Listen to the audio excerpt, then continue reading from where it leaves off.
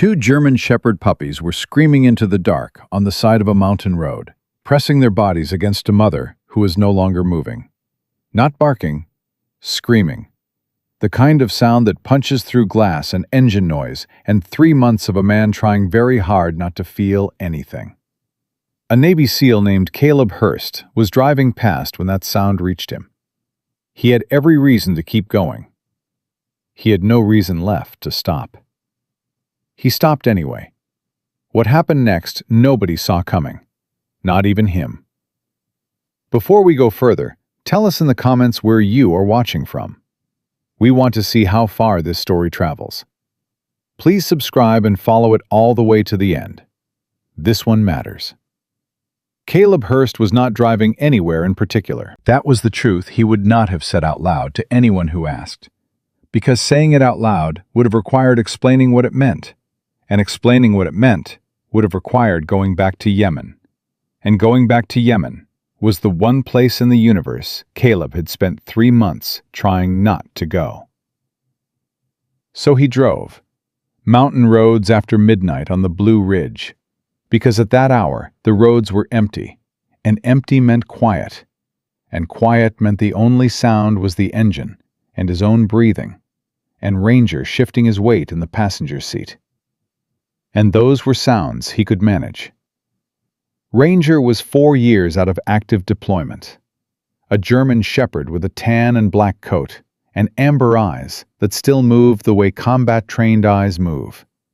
Always slightly ahead of whatever was coming.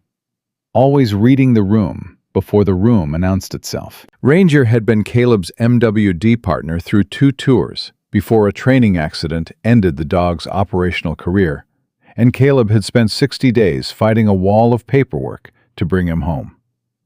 Home was a cabin on the mountain that Caleb's grandfather had built, and that had been empty since Caleb shipped out at 22. He'd moved back into it 3 months ago with 2 duffel bags and a dog, and no plan past getting through each day without making a decision that cost someone else their life. That was the thing about Yemen. The mission had gone wrong from the first hour. Bad intelligence, compromised timing, a situation that collapsed faster than any simulation had prepared them for. In the middle of it, Caleb had made the only call available to him. 4 seconds of processing, 1 order given. And Petty Officer First Class Danny Park, who had been Caleb's closest friend since Buds, who laughed at everything, including things that weren't funny, who had a wife and a daughter named Mia, who was 3 years old and liked dogs, was dead before the dust settled. The inquiry cleared Caleb of wrongdoing. The inquiry was correct. He had made the right call with the information he had, and 12 men were alive because of it, and 1 was not. And the math of that was something Caleb had not yet found a way to live inside of without the walls closing. So he drove, and Ranger sat rigid beside him, with his ears rotating and his nose working, and somewhere around mile 43, on a curve that Caleb had taken a dozen times in the last 3 months, the dog pressed himself forward against the dashboard and made a sound that was not a bark and not a whine, but something in between that Caleb had only heard from him twice before. Both times when something was wrong before Caleb's own senses had registered it. Caleb took his foot off the gas. He heard it before he saw anything. Faint, broken, coming from the shoulder ahead. He might have talked himself into thinking it was wind or a bird or something his tired brain was manufacturing, except that Ranger's entire body was vibrating now, all 80 pounds of him locked forward, ears straight, every system running. Caleb pulled over, cut the engine, sat in the sudden silence, and the sound filled it. 2 voices, small, relentless, each one separate, one higher and more frantic, one lower and more desperate. And under both of them, beneath both of them, a third sound that was barely there at all, a slow and labored breathing that Caleb recognized the way you recognize something you have heard before, in bad places, and hoped not to hear again. He grabbed his flashlight, got out of the truck, Ranger was at his side before he'd taken 2 steps. The beam found them 20 feet off the shoulder. A German Shepherd female, tan and black like Ranger, lying on her side in the grass with her back leg at an angle that told Caleb everything he needed to know about what had happened before he'd arrived. Her chest was moving. Barely, but moving. Her eyes were open, and they tracked the flashlight beam, but the rest of her body was not responding. The particular stillness of an animal using everything it had left just to keep breathing. Pressed against her stomach were 2 puppies. One was almost white, fur still the soft, uneven texture of an animal only weeks old, and this one was not quiet. This one was sounding off with everything in its body, head thrown back, mouth open, a continuous stream of sound that was pure demand, pure refusal to accept the situation, pure insistence that someone had to be coming and had better hurry up. The other was darker, tan and black like the mother, and this one was silent, but not calm. It was pressed so hard against the mother's chest that Caleb could see its small body working, pushing into her like it could hold her together from the outside. Caleb crouched down. The white puppy swung toward him immediately, looked straight at him with eyes that were too young to have learned fear and too desperate to care about it, and barked once, directly at his face. The sound small and hoarse and completely without hesitation. It was the kind of bark that said, "You specifically. I have been waiting for someone to show up, and it is going to be you. Do you understand me?" Ranger went down onto his stomach beside Caleb, belly in the grass, and extended his nose toward the mother dog slowly, the careful approach of a working animal who understands bodies and injury and the importance of not adding panic to a situation that already has enough. The mother's nostrils moved. The tiniest flicker of recognition passed through her eyes. Caleb put 2 fingers against the side of her neck. Her pulse was there, thin and fast and working too hard. "Okay," he said, to the dog, to himself, to the white puppy that was still looking at him with that absolute, uncompromising expectation. "Okay." He stood up and walked back to the truck. The white puppy's bark went up 2 registers. Caleb stopped, turned around. The puppy was facing him across the distance, body trembling, voice already going rough from overuse, still barking, still calling after him, still completely certain that stopping was not acceptable and leaving was not an option. And whoever this man was, he had arrived for a reason, and he was not going anywhere. Caleb stood there in the dark, and the flashlight beam trembled slightly in his grip. 3 months ago, he had given an order that he could not take back. He had replayed those 4 seconds every night since. He had turned them over from every angle, looking for the moment where a different choice would have produced a different outcome, and he had not found it. And not finding it was somehow worse than if he had. Because it meant the loss was not correctable. It was just loss. The permanent kind. The kind that doesn't ask your permission, and doesn't accept your apology, and doesn't care how right you were on paper. He thought about that for exactly as long as it took the white puppy to bark 3 more times. Then he walked back. He took off his field jacket, the NWU Type 3 he'd been wearing since he left the base for the last time. Green and brown digital camouflage, still carrying the creases of active service. And he laid it over the mother dog and tucked it around her. She exhaled. Slow, careful, the breath of something that is no longer entirely alone. The white puppy stepped onto his jacket immediately and looked up at him. "Don't push it," Caleb told the puppy. The puppy sat down on his jacket and wagged its tail, twice, decisive, like a flag being planted. Ranger made a soft sound that in 11 years of knowing this dog, Caleb had learned to read as amusement. "Not funny," Caleb said. Ranger's tail moved anyway. Caleb got his hands under the mother dog and lifted. She was heavier than she looked, the particular dense muscle weight of a working breed, and she made one low sound when he moved her, but did not fight him. The white puppy followed at his heels all the way back to the truck. The dark one stayed against the mother's side, even as Caleb carried her, pressing into the jacket, not letting go. He got the back door open and laid her across the seat as gently as he could. The dark puppy climbed in and resumed its position without being invited. The white one jumped twice, couldn't make it, and barked at Caleb. He picked it up. It immediately put its front paws on his chest and looked at his face from 3 inches away with an expression of complete assessment. "You're trouble," Caleb said. The puppy licked his chin. He put it in the back with its mother and its sibling, and got into the driver's seat and sat there for a moment, with the engine not yet running. Ranger beside him, the sound of 3 dogs breathing behind him.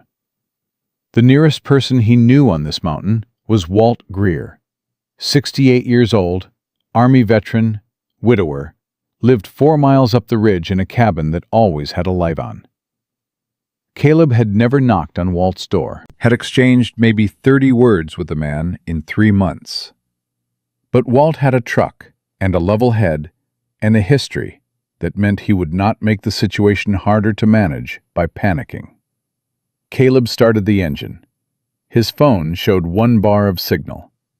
He dialed Walt. It rang twice.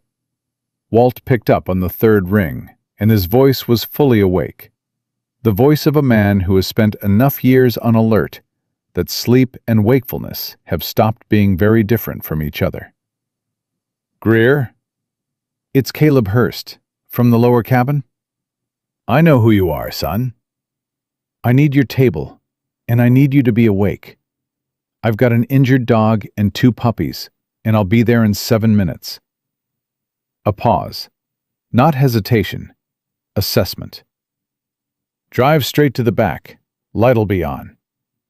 Walt hung up. Caleb drove.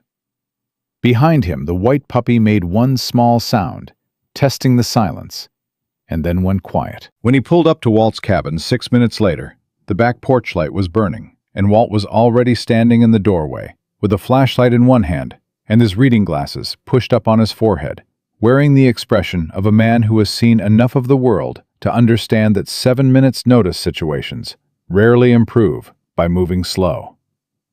He looked at Caleb, looked at the back seat, looked at Ranger. "How bad?" Walt said. "Back leg. Impact injury. Her breathing is shallow, but she's conscious. Vet's in town, Helen Marsh. She picks up at any hour." "I know." Caleb was already opening the back door. "Help me get her inside first." Walt came down the steps without another word.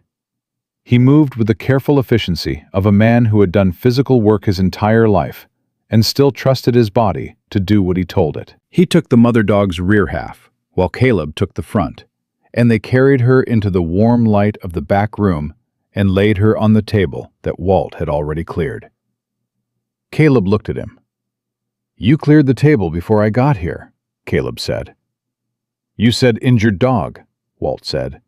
"What else would I do with the table?" He was already filling a bowl with warm water, not asking, just moving. "Call Helen." Caleb called. It rang 4 times. A woman's voice, fully awake, immediate, the voice of someone who had built a life around being reachable. "Dr. Marsh?" "My name is Caleb Hurst. I found a German Shepherd on Route 14. Impact injury. Possible broken rear leg. Shallow breathing. 2 nursing puppies with her. She's stable for now, but she needs more than I can do up here." A brief pause. The sound of movement on the other end. "Can you bring her to me?" "Yes." "How far are you?" 20 minutes at speed." "Then come at speed. I'll be ready." Another pause. "The puppies, too. How old?" Caleb looked at them. The white one was on the table beside the mother, pressed against her shoulder, completely still now, in the way that animals go still when they understand that the emergency is being handled and their job is to not interfere. The dark one was on the floor beside Ranger, and Ranger was standing over it with his body curving slightly around the smaller animal, in a posture that was not trained and not commanded, and not anything Caleb had ever seen from him before. "Young," Caleb said into the phone. "Weeks." "Bring them all," Ellen Marsh said. "Right now." 20 minutes at speed meant Caleb drove the mountain curbs the way he had been trained to move through hostile terrain. Fast, deliberate, no wasted motion, eyes reading the road 3 beats ahead. Walt rode in the passenger seat. Ranger was in the back with the mother dog and the 2 puppies. And at some point in the first 10 minutes, without any instruction from anyone, Ranger had laid himself down along the length of the mother's body. His warmth pressed against hers, and the dark puppy had crawled into the space between them and gone quiet. The white one had not gone quiet.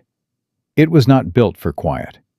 It stood at the rear window with its paws against the glass and narrated the entire drive in a continuous, low commentary that was not quite a bark and not quite a whine, but something between the two. The sound of an animal that has decided to stay alert until someone it trusts tells it that standing down is appropriate. Nobody had told it that yet. "What's the dog's name?" Walt asked. "I don't know," Caleb said. "Found her on the road." "She have tags?" Caleb hadn't checked. He kept his eyes on the road. "Didn't see any." Walt turned and looked at the back seat, looked at Ranger, at the mother dog, at the 2 puppies.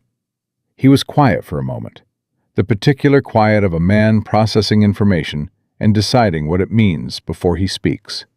"You stopped for her," Walt said. "Yes."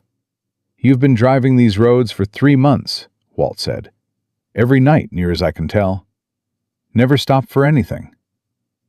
Caleb didn't answer. "I'm not criticizing," Walt said. "Just noticing." The silence between them lasted until the first lights of town appeared below the ridge. Then Walt said, quietly, without looking at Caleb, "Danny Park was his name. The one you lost." Caleb's hands tightened on the wheel. "How do you know that?" "You talk in your sleep sometimes. Sound carries in the mountains." Walt's voice had no apology in it, just fact. "I wasn't trying to hear. I just did." Caleb said nothing. The lights of the valley came up around them, and he turned onto Birch Road and found Ellen Marsh's clinic on the first try, because he had driven past it enough times to know where it was, without having ever needed to stop.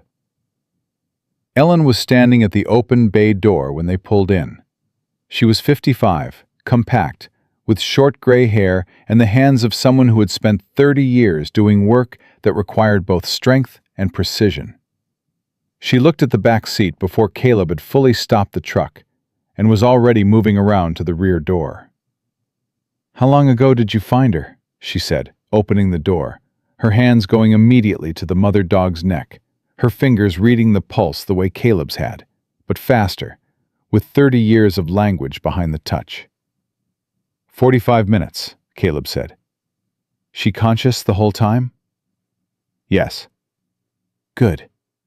Ellen's eyes moved across the dog's body with the focused efficiency of a woman running diagnostics. She got her hands under the dog's shoulders and looked at Caleb.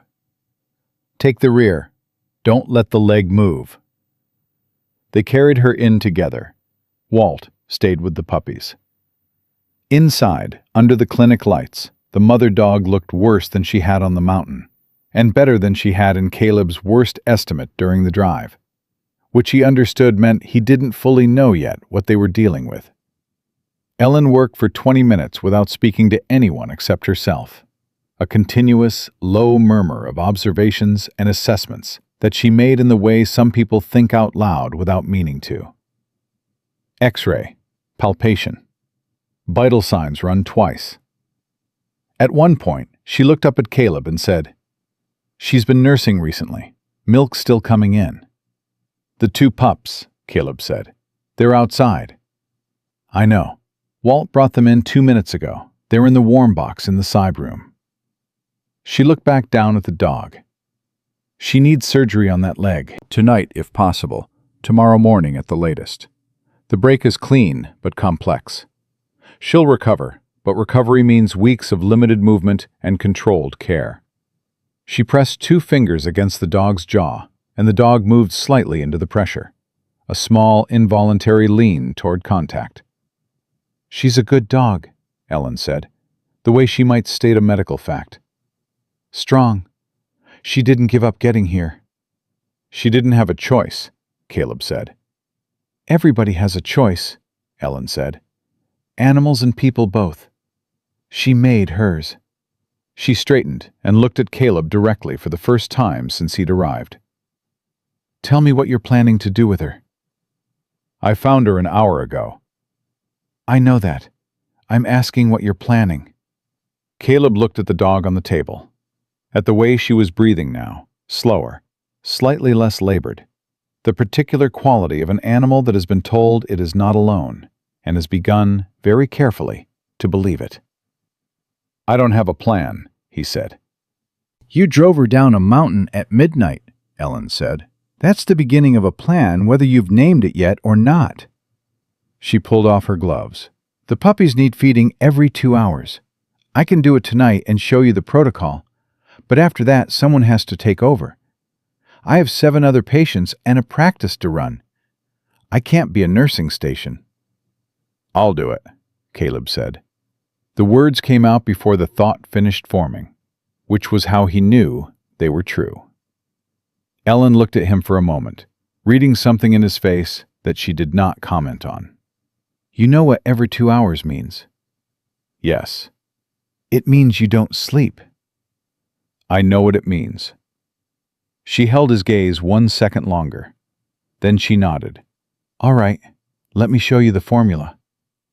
He was in the side room, learning the formula, when Walt appeared in the doorway and said, without preamble, "There's a man out front asking about the dog." Caleb went still. "What?" "Drove up 2 minutes ago. Says his daughter's dog went missing yesterday afternoon from their property on the north side of Route 14. Walt's expression was unreadable. He's got a photo on his phone.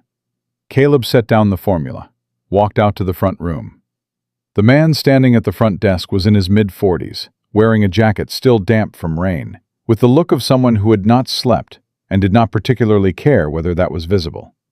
He had his phone in his hand, and when Caleb walked in, he held it up immediately, the gesture of a man who has been trying to explain something for hours and has run out of patience for doing it slowly. The photo showed a German Shepherd female, tan and black, sitting in a backyard with her tongue out, healthy, alert, ears up. Beside her, leaning against her flank with the total unself-consciousness of a child who has never once doubted that the dog belongs to her, was a little girl, maybe 7 or 8 years old, eyes bright, grinning. Caleb looked at the photo for 3 seconds. He knew the dog on the table in the next room. He knew it the way you know a fact when your body confirms it before your brain finishes processing. "Where's your daughter now?" Caleb asked. "Home, with her mother." The man's voice was controlled in the way that people control their voices when the alternative is something they don't want to do in front of a stranger. "She hasn't slept. She's been at the window since we got her inside. She thinks if she watches the road long enough, the dog is going to walk back up it." The white puppy made a sound from the side room. Clear, sharp, carrying through the wall without any difficulty. The man's head turned toward the sound. Something moved across his face that was not hope exactly, but was the thing that lives right next to hope when a person has been afraid for long enough. "Is that?" he said, and stopped. "Come with me," Caleb said. He took the man to the side room. The 2 puppies were in the warm box, the white one standing, the dark one curled. The white one looked at the man and barked once, the same direct, unambiguous bark it had aimed at Caleb on the mountain. The bark that said, "You, do you understand the situation? Good. Stand by." The man put his hand over his mouth, looked at the puppies, looked at Caleb, looked back at the puppies. His voice came out rough. "She had them 2 weeks ago. We didn't know she was pregnant until she wasn't anymore." He exhaled. "My daughter named them before we could stop her." The white one is Echo. The dark one is Dust. Echo barked at the sound of her name. The man almost smiled. It didn't fully form, but the shape of it was there. The mother is in surgery prep, Caleb said. She's going to make it, but she needs weeks of recovery. She can't nurse them during that time. The man looked at him. What does that mean? It means someone has to feed them every 2 hours around the clock until she's well enough to do it herself. Caleb said it flatly, the way you present a fact when the fact is the whole point. I told Dr. Marsh I'd do it. The man stared at him. You found them tonight. You don't know us. No. Then why?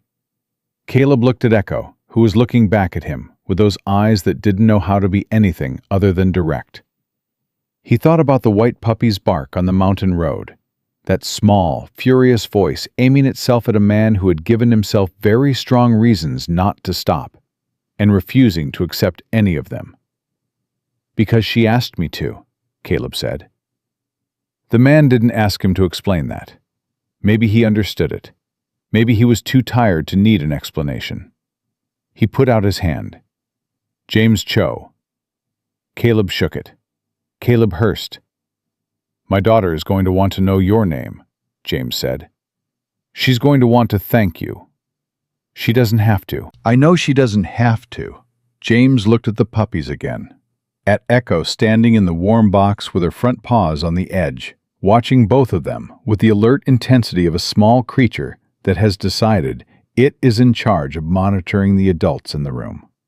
She's going to want to anyway. That's who she is. Walt appeared in the doorway. He looked at James, looked at Caleb, looked at the puppies. Then he said to no one in particular, I'll put coffee on. This is going to be a long night. He disappeared back toward the waiting room. James followed him after a moment, saying something quietly that Caleb didn't catch. Caleb stayed in the side room. He picked up Echo, who was already trying to climb the side of the warm box, and would have succeeded in another few days based on current trajectory, and held her against his chest. She pressed her nose under his jaw and made a sound that was smaller and softer than the one she had been making on the mountain. The sound of an animal that has reached the end of a very frightening thing and is beginning to accept that it is over. Ranger appeared beside him, sat down, put his head against Caleb's leg, and stayed there. Caleb stood in the warm light of the side room with a puppy on his chest and his dog against his leg, and the knowledge that in the surgery room 20 feet away, a mother was fighting to stay alive for these two small animals. And somewhere on the north side of Route 14, a little girl was sitting at a window, watching a road, and believing hard enough that her dog would come back. He thought about Danny Park's daughter, 3 years old. Name was Mia. Liked dogs. He had not let himself think about her since Yemen, because thinking about her meant thinking about the particular shape of what had been taken from her. And that was a shape he did not have the architecture to hold yet. But he thought about her now, in the quiet of this room, for the first time. Echo shifted against his chest, pushed her nose harder under his chin, insisted on being felt. All right, Caleb said quietly. I hear you. He had said that to Danny's dog on the mountain. He had said it into the dark, to a sound he could have driven past and did not. And now he was saying it to this small, persistent animal who had decided somewhere in her very brief life that the right response to the worst thing that could happen was to point yourself at the nearest human being and refuse to stop calling until they turned around. He was not sure, standing there, whether the puppy had learned that from living, or whether she had simply been born already knowing it. He was not sure it mattered. What mattered was that it worked. Ellen came out of surgery prep at 2:14 in the morning and said the operation would happen at 6, that Nova was stable enough to wait, that rest before the procedure was better than haste. She said it standing in the hallway with her arms crossed and the tone of a woman who had made this call enough times to be certain. James Cho nodded and said he needed to go home and tell his daughter, and he shook Caleb's hand again at the door, harder this time, and drove away into the dark. Walt went home at 2:30. He stood at his truck and looked at Caleb for a moment and said, "You need anything, you call me. Doesn't matter the hour." "I know," Caleb said. "I know you know," Walt said. "I'm saying it anyway." He drove away, and Caleb was alone in Ellen's waiting room with Ranger at his feet, and Echo and Dust in the warm box, and Nova breathing steadily on the other side of a closed door, and the first feeding of the night still 2 hours out. He did not sleep. He had not expected to. He sat in the plastic chair nearest the side room door and watched the box and listened to the sounds of the two puppies adjusting and resettling, and occasionally making the small, involuntary noises that very young animals make in sleep. Ranger stayed on the floor beside him, head on his paws, eyes open. Not sleeping either, just present, the way this dog had been present through every bad night for 4 years. The simple animal fact of a body that does not leave. At 4 in the morning, Caleb fed them for the first time alone. Ella had shown him the formula and the technique and the temperature check and the angle and the pace. The entire sequence delivered with the efficiency of a woman who had performed this instruction many times and knew which parts people forgot. He remembered all of it. The training that had been drilled into him since he was 20 years old had not left him any particular gift for happiness or peace, but it had given him the ability to absorb procedure under pressure and execute it without fumbling. Echo took the bottle like she took everything, aggressively and with complete conviction that this was her right. Dust required patience. He turned his head twice before he accepted the nipple, and when he did, he drank slowly, stopping to check his surroundings between pulls. An animal that would not surrender vigilance, even for food. "You're the cautious one," Caleb told him. Dust looked at him, kept eating. "Smart," Caleb said. Usually, he put them back in the box at 4:20 and sat back down in his chair. Echo stood on the edge of the box for 30 seconds, looked at him, decided this was acceptable, and lay down. Dust pressed himself against her side and closed his eyes. Caleb looked at the ceiling, thought about Yemen, thought about the 4 seconds, thought about Danny Park's voice on the radio, the last transmission, which Caleb had by now replayed so many times that it had worn grooves in him the way water wears grooves in stone, slowly, completely, reshaping the thing it moves through. Then, Echo made a small sound in her sleep. Caleb looked at her. She was twitching slightly, paws moving in that pattern that dogs make when they are running somewhere in their minds. Her face was doing something that on a human being would have looked like concentration. He wondered what she was running toward. He thought it was probably not away from anything. She did not seem built for running away. At 6:15, Ellen performed the surgery. Caleb sat in the waiting room for 94 minutes and did not look at his phone and did not drink the coffee that had been sitting on the table since Walt made it 6 hours ago. Ranger sat beside him. The puppies slept. Ellen came out at 7:49. "She's through it," Ellen said. "Clean repair. 6 to 8 weeks of restricted movement. She needs to stay here for the first week. Then she can transfer to a controlled home environment." She looked at Caleb with the directness that he had already come to understand was simply how she operated. No softening. No performance. Just the truth delivered at the correct speed. The puppies need to stay near her. Her scent matters for their development, even if she can't nurse them yet. "Can you come here daily?" "Yes." "You're sure?" I said yes. Ellen nodded once. She looked at him for a moment, the way she had looked at him several times in the last 8 hours. reading something without commenting on what she found. "What's your situation up there on the mountain?" "Quiet," Caleb said. "Too quiet? Or the right kind?" "I don't know yet." She was quiet for a moment. Then she said, "Danny was a common name in my generation. I had a brother named Danny." She said it in the way people mention things, when they want you to know they heard something without making it the subject of the conversation. "He came back from Vietnam different. Took him a long time to find a reason to stop moving." Caleb didn't ask what the reason was. He thought he might already know the shape of the answer. "I'll be here at noon," he said. He drove back up the mountain with the puppies in the warm box on the passenger seat and Ranger riding behind. And the world was fully light now, the kind of early morning that comes after a night that went all the way through without a seam. He felt the sleeplessness in his body, the way he felt it during the long operations. Not as pain exactly, but as a kind of thinning, the edges of things losing their sharpness. But underneath the thinning was something else, something he did not immediately have a name for. A steadiness that had not been there the night before.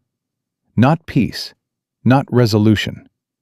Just the particular groundedness of a person who has been doing something real with their hands for 8 hours, and has not once, in those 8 hours, replayed 4 seconds in Yemen. He was at the cabin with the puppies fed and settled and a cup of coffee in his hand when he heard the truck on the gravel outside. He looked out. James Cho's truck. He had not expected James Cho until the afternoon. He went to the door. James was standing at the bottom of the porch steps, and standing beside him, with both hands wrapped around the strap of a small backpack and her eyes already moving past Caleb to whatever was inside the cabin, was a girl of 8 years old, with her hair in uneven braids and an expression that was trying very hard to be composed and not succeeding, because composure was not the dominant force in her at this particular moment. "She hasn't slept," James said. "She asked to come at sunrise.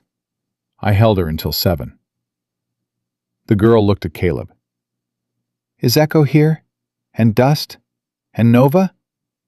Dad said Nova had surgery. Is she okay? Echo always barks when she's scared. She does it really loud. I know it's a lot, but she doesn't know she's being a lot. She just does it because she's—" "Lily," James said. "She's okay," Caleb said. "Nova came through the surgery. Echo and Dust are inside." Lily Cho moved up the porch steps with a speed and directness that reminded Caleb, entirely without irony, of a small tactical unit executing a movement toward an objective. She stopped in the doorway and looked in and saw the warm box and heard Echo before she saw her, because Echo was already standing and already making noise. And then Lily made a sound that was not a word, just a sound.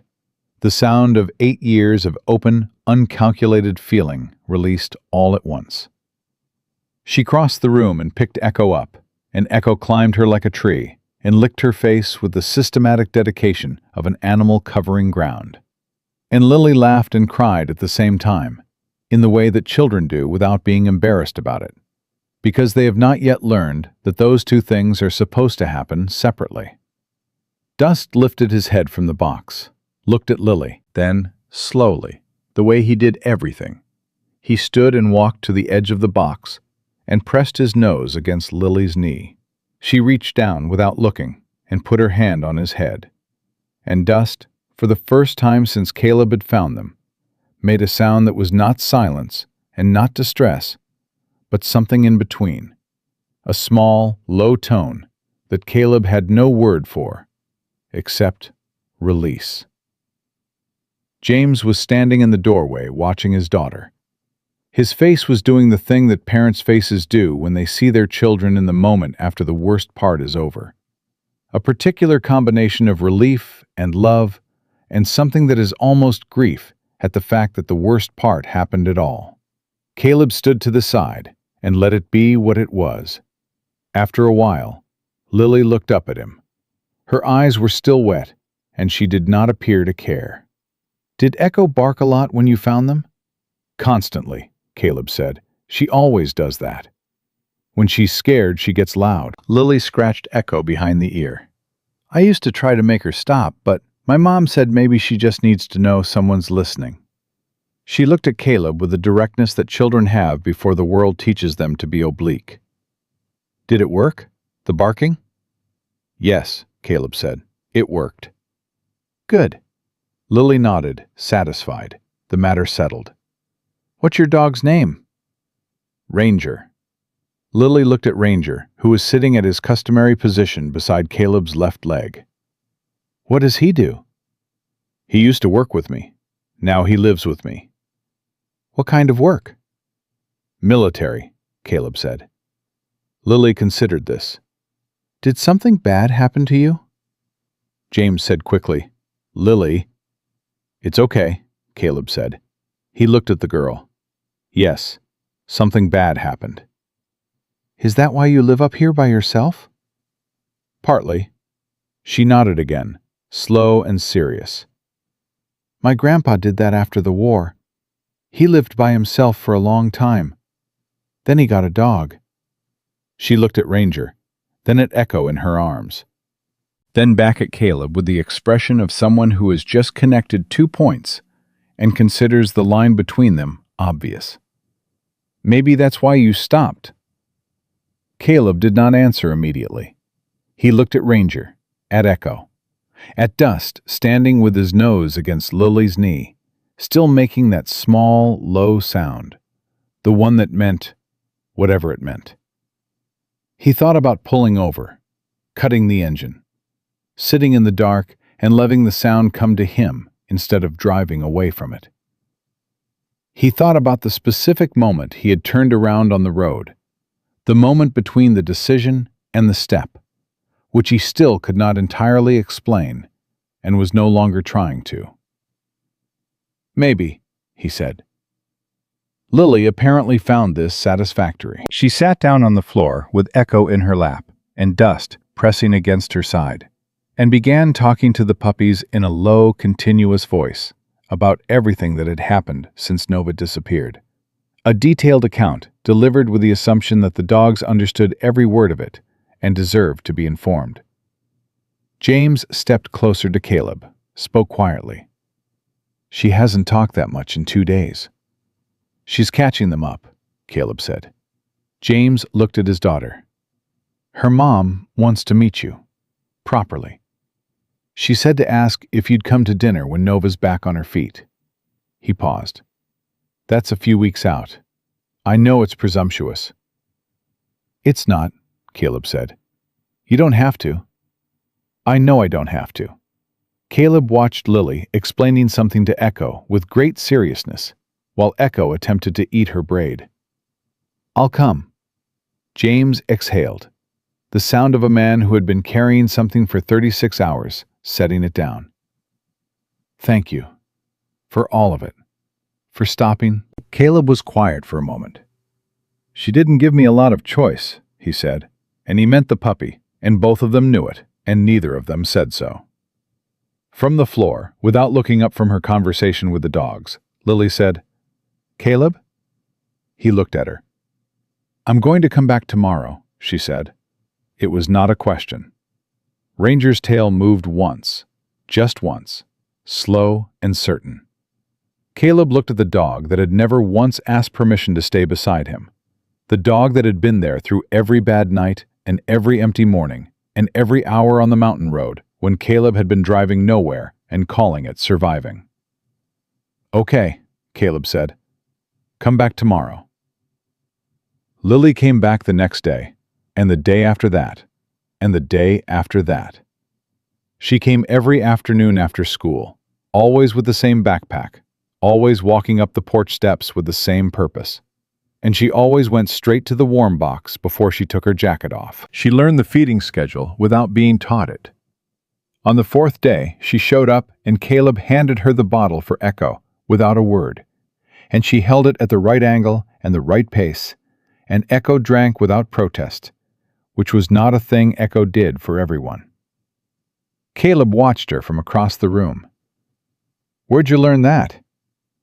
I watched you yesterday, Lily said. "And the day before." "You didn't say you were watching." "You didn't say I couldn't." Ranger, from his position on the floor, appeared to find this reasonable. Walt came down every morning. He did not call ahead, and he did not ask if he was wanted. He showed up at 7:30 with coffee he'd already made and sat at the kitchen table and talked or didn't talk, depending on what the morning required. On the 5th day, he brought a bag of dog food without being asked and said only, "Getting low," and put it in the corner. And Caleb did not ask how he knew, because Walt had been watching the mountain the way he watched everything, quietly and without making a performance of it. On the 6th day, Walt said, "You're sleeping." Caleb looked at him. "I wake up every 2 hours." "I know, but between the 2 hours, you're sleeping." Walt picked up his coffee. "First week you were up here, you didn't sleep at all. I know because your lights were on all night. Every night." Caleb didn't say anything. "Not criticizing," Walt said. "Just noticing. Again." That was the extent of it. Walt finished his coffee and left, and Caleb stood at the cabin window and recognized that the man was right. Somewhere in the structure of the 2-hour intervals, in the rhythm of the feedings and the sounds of the puppies, and Ranger's steady presence, his body had found something it had been refusing for 3 months. Not rest exactly, but permission. The particular permission that comes when you are needed at a specific time for a specific thing. And the time between the needing is yours to fill with something other than memory. On the 7th day, Nova was stable enough to receive visitors. Ellen called at 9 in the morning. "She's asking for them," she said. Caleb understood what that meant from a dog. "We'll be there in an hour." He loaded the warm box into the truck. Ranger rode behind. The 40-minute drive was different from the night he had made it the first time. Daylight, known road, a destination that meant something. When he carried the box into Ellen's clinic and set it down near Nova's recovery kennel, what happened next was not loud. It was the opposite of loud. Nova lifted her head. Her nose moved. And then the 2 puppies, who had been awake and restless in the box since they'd gotten into the truck, went completely still. Dust pressed himself to the corner of the box nearest the kennel, put his nose through the wire, touched Nova's nose through the gap. Nova exhaled. Long, slow, the exhale of an animal that has been holding something tightly for 7 days and has just been given a reason to let go. Echo did not immediately launch herself at her mother. She stood at the edge of the box and looked, the way she had looked at Caleb on the mountain road, taking full inventory before acting. Then she walked forward and pressed her entire small body against the kennel wire, and was quiet. For the first time since he'd found her, Echo was completely quiet. Not because she had nothing to say, but because for once, the situation had resolved itself into something that didn't need her voice. Caleb stood back and watched the 3 of them through the wire, and felt something in his chest behave in a way he could not quickly categorize. Ellen came to stand beside him. She didn't say anything for a moment. Then she said, "James Cho called this morning." Caleb looked at her. "What did he want?" "He wanted to know how you were doing," she said. "Not the dogs. You." She glanced at him sideways. "I told him you were functional and getting more so." "That's more than you know." "I've been doing this 30 years, she said. "I know more than you think." She crossed her arms and watched the dogs. "He also said Lily told her mother you were the quietest person she'd ever met, but that Ranger talked a lot." Caleb looked at Ranger, who was sitting next to the kennel with his shoulder pressed against the wire near Nova's shoulder, the exact position he had held in the truck on the night of the accident. "Ranger communicates," Caleb said. "Apparently Lily finds it reassuring." Ellen's voice carried the faint warmth of someone reporting something that pleased her. She said, quote, "Ranger always knows what's going on, and he always stays." Caleb said nothing, but the description sat in him somewhere and did not move. He was back at the cabin by early afternoon, the puppies resettled, Ranger in his usual spot. The particular quiet of the mountain that had been oppressive 3 months ago, now carrying a different texture. Not empty, occupied. The difference between a room that has never been lived in and a room where someone has just stepped out. He was sitting on the porch when his phone rang. Number he didn't recognize. Area code from Virginia Beach. He almost didn't pick up. Then he did. "Chief Hurst?" The voice was a woman's. Careful. The specific careful of someone who has practiced saying the next thing they are going to say. "My name is Rachel Park. I'm Danny's wife." The porch went very quiet. Caleb had not spoken to Rachel Park since the day he'd stood outside the chapel at the memorial, and she had walked past him and stopped and looked at him for a long moment without saying anything. And he had not known what to say either. And she had continued walking. And he had stood there and carried that moment for 3 months.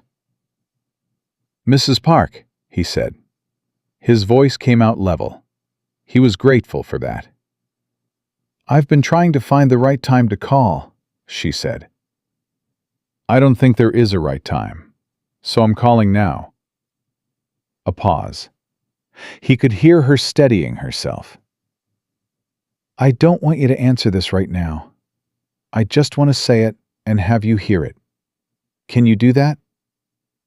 "Yes," Caleb said. "Danny talked about you more than anyone. More than his team, more than his family, more than me sometimes, though I didn't hold that against either of you." Her voice was controlled, but not manufactured. The control of a woman who has been through the worst thing and has come out the other side carrying it, rather than being buried by it. "He told me once that you were the only person he'd ever worked with who thought about the people around him before he thought about the mission. He said that was rare in the job.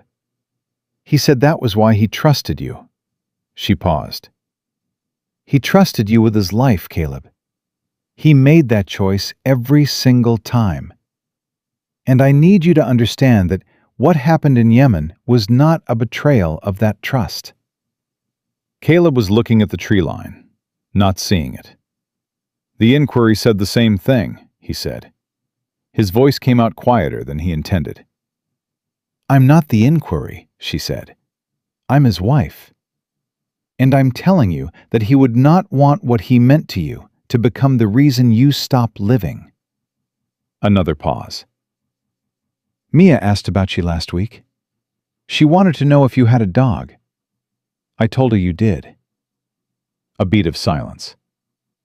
"She wants to meet Ranger." Caleb closed his eyes. 3 years old. Liked dogs. Danny had said it once on a transport, the way men mention their families in the spaces between operations, casually, as if there is all the time in the world to expand on it later. "I'm not in a good place yet," Caleb said. "To be around—" He stopped. "I don't want to be something else for her to carry." "You're not the only one who gets to decide what's good for the people who loved him," Rachel said. It was not unkind. It was just true. "I'm not asking you to be anything. I'm asking you to be Caleb Hurst, who Danny trusted more than anyone. That's all." She was quiet for a moment. "Think about it. That's all I'm asking. Just think about it." He said he would. He meant it. He hung up and stayed on the porch for a long time after. Ranger pressed against his leg, the mountain holding its usual silence around both of them. He was still there when Lily's voice came up the path. "Caleb!" She appeared around the corner at a pace just short of running, backpack bouncing, jacket open, holding something in her hand. "I made something. My mom helped, but it was my idea." She held it out. A piece of paper, folded into a card, with a drawing on the front in colored pencil. A dog, roughly tan and black, clearly meant to be Nova, with 2 smaller dogs beside her, one white, one dark. And beside all three of them, drawn taller and recognizable only because of the green and brown uniform, a figure with a dog at its side. The figure had a name written under it in careful 8-year-old handwriting. Caleb. Under the figure was one line. "Thank you for stopping." Caleb held the card and looked at it for longer than a moment. Lily was watching him with the attention of someone waiting to see if the gift landed correctly. "Echo's on the left," she said, "because she's louder. The left side is the loud side. My mom says that." "Your mom is probably right," Caleb said. "Do you like it?" He looked at the drawing, the rough pencil figures, the two puppies, the man and the dog standing beside them. He thought about Rachel Park's voice on the phone, about Mia, 3 years old, asking about Ranger, about Walt sitting at the kitchen table every morning without being asked, about Ellen reading something in his face that she did not comment on, about the specific moment on the road when he had turned around, which he had not been able to explain and had stopped trying to, about what it meant that he had turned around, that he had stayed, that every morning for 10 days he had gotten up at 2 and 4 and 6 and done something that needed to be done and had not once in those hours checked the clock to see how many seconds it would take before the day was survivable. "Yes," Caleb said, "I like it."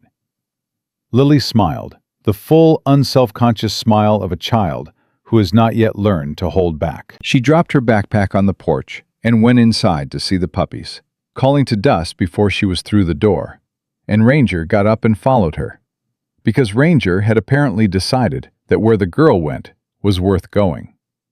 Caleb stayed on the porch a moment longer, with the card in his hand, and the mountain around him, and the sound of Lily's voice through the open door, talking to Dust about his day. He put the card in his jacket pocket, against his chest, pressed flat against the NWU Type 3, where the panel pocket sat over his heart. And for the first time in 3 months, the 4 seconds in Yemen were not the first thing his mind moved toward when the world went quiet. Nova came home on a Saturday morning, 3 weeks after the surgery. Not to Caleb's cabin, to the Cho family house on the north side of Route 14, where she belonged, where Lily had been counting down the days on a calendar she kept on the refrigerator with a red marker, crossing each morning with the specific satisfaction of a child whose optimism has been confirmed by the structure of time. Caleb drove her down. Ellen had cleared the transfer the evening before, with a list of care instructions delivered at the same efficient pace she used for everything. And Caleb had listened without writing anything down, because he did not need to. He had been at the clinic every day. He knew the medications, the schedule, the movement restrictions, the signs to watch for. Ellen had told him this 2 weeks ago, when she noticed and said simply, "You've been paying attention." "I pay attention," Caleb said. "I know you do," she said. "That's not as common as it should be." Nova rode in the back of the truck with Ranger on one side and the warm box with Echo and Dust on the other. And she watched the road through the window with a steadiness that she had not had the night Caleb carried her out of the grass.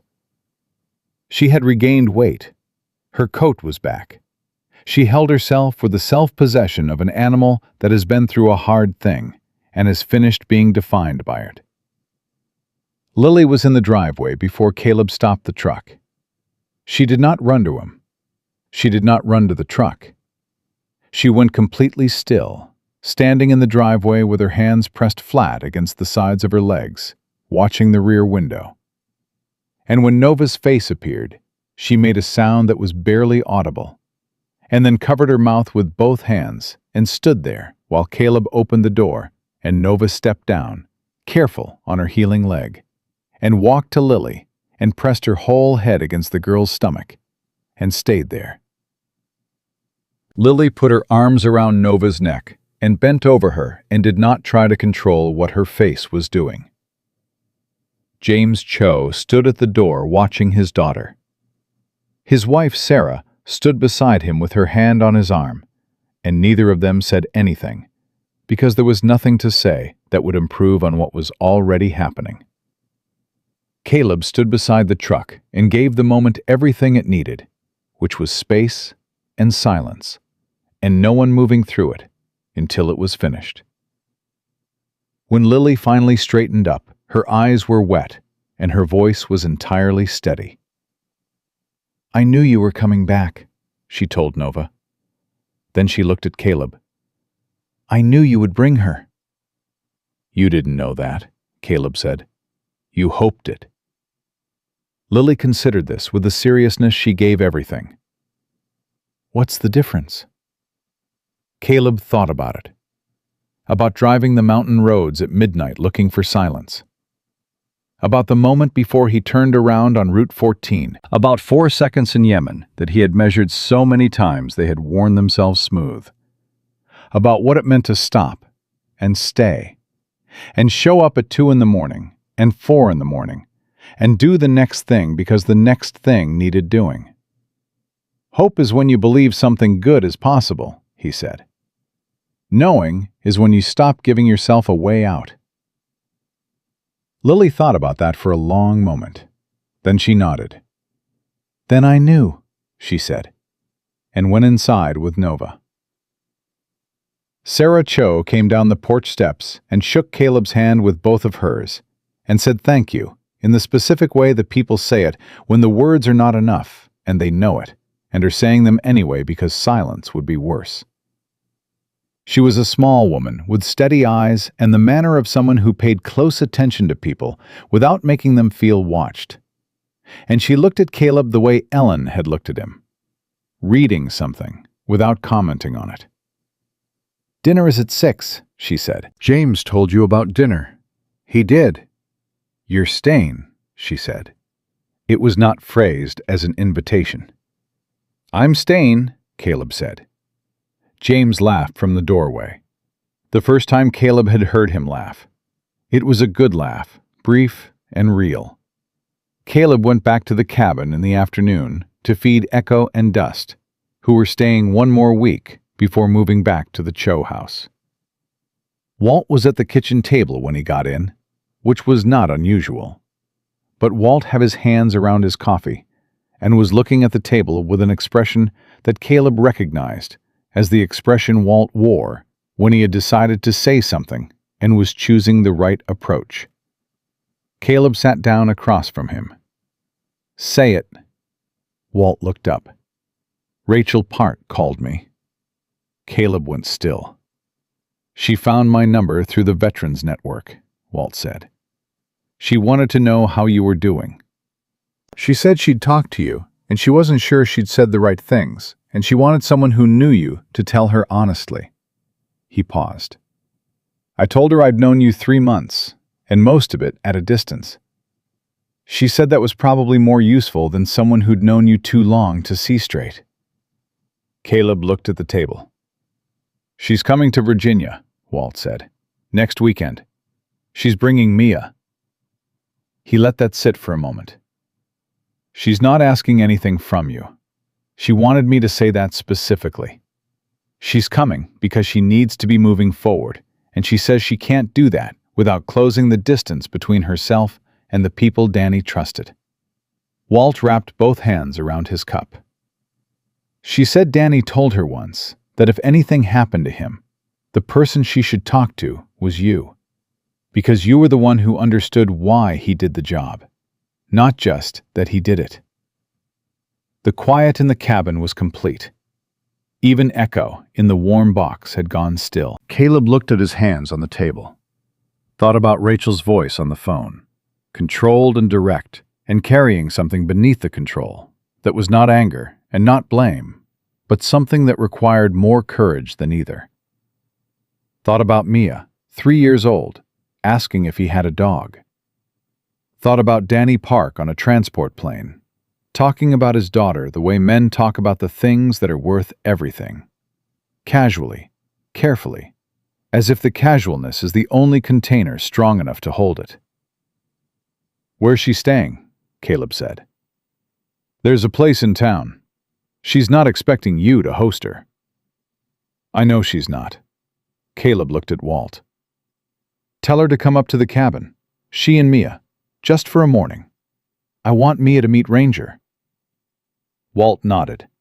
He did not make anything of it. Did not remark on the shift or the significance or what it meant that 3 months ago Caleb had been driving mountain roads at midnight, and now he was inviting Danny Park's wife and daughter to the cabin where he had gone to disappear. He just nodded and drank his coffee, and that was the right thing to do. You're a decent man, Walt, Caleb said. I'm an old man who's made enough mistakes to know what not to do, Walt said. It's not the same thing, but it rhymes. Dinner at the Cho house that evening was loud, in the way that houses are loud when they have been holding their breath for 3 weeks and have finally exhaled. Sarah cooked enough food for twice the people present, which Caleb understood was the physical expression of a specific kind of relief. James talked about the Veterans Support Organization he volunteered with on weekends, the one that used animal therapy with former service members, and he said it carefully and without pressure, not pitching it, just placing it in the conversation where it could be picked up or left alone. Caleb picked it up. What does that look like? James looked at him. Right now it's mostly informal. A couple of guys who come out on Saturdays, work with the dogs, talk when they want to. The structure is loose because the structure needs to be loose. He paused. The therapist who runs it says the dogs do most of the work. The humans are mostly there to give the dogs something to do. What kind of dogs? Whatever people bring. There's one guy who brings a lab.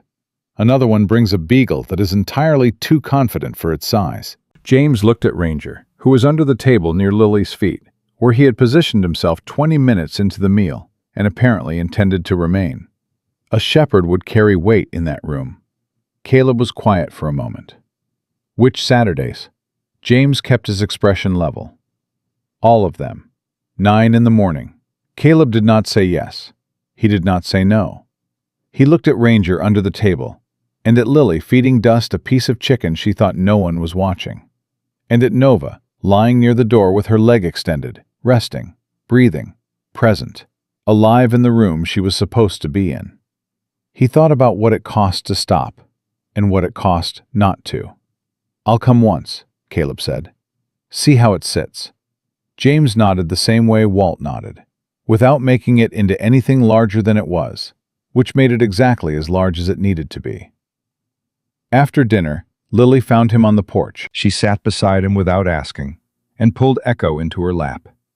And Echo, in the manner she had developed over 3 weeks of being handled by this particular child, settled immediately and put her chin on Lily's knee. Will you keep coming?